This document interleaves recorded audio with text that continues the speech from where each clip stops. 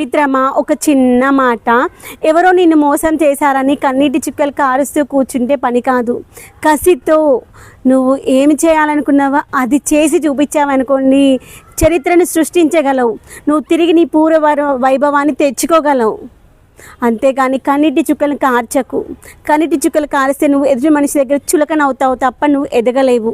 నీ కష్టాన్ని వచ్చిందా సరే, అది నీ కర్మ అనుకొని నువ్వు చేసినటువంటి తప్పేంటో తెలుసుకొని నెక్స్ట్ ఇంకొకసారి ఆ తప్పు చేయకుండా చూడు. ఎలా మోసపోయావు అని తెలుసుకొని ఇంకొకసారి అలాంటి మోసపోకుండా చూడు. కానీ నీ కష్టాన్ని నలుగురితో పంచుకున్నావనుకో, నీ కష్టాన్ని తీర్చదు ఈ నేటి సమాజం.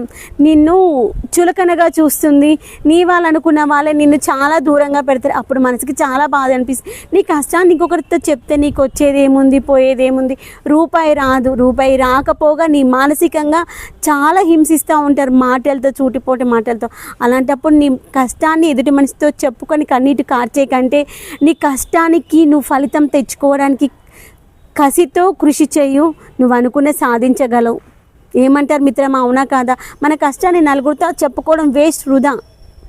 కష్టం అనిపించిందా దేవుడి దగ్గరికి వెళ్ళి, దేవుడా నా కష్టం ఇలా వచ్చింది, నేను ఏమీ చేయలేదు, కానీ ఎదుటి మనిషి వల్ల నేను ఇలా మోసపోయాను, నేను ఇంకొక బిజినెస్ చేయాలనుకుంటున్నాను, దానిలో నన్ను ముందంజలో వెళ్ళడానికి సహాయం చేయని దేవుడిని అడుగు. దేవుడు సహాయం చేశారు. కానీ మనుషులకు చెప్పి నువ్వు వాళ్ళ దగ్గర చులకన కాకు.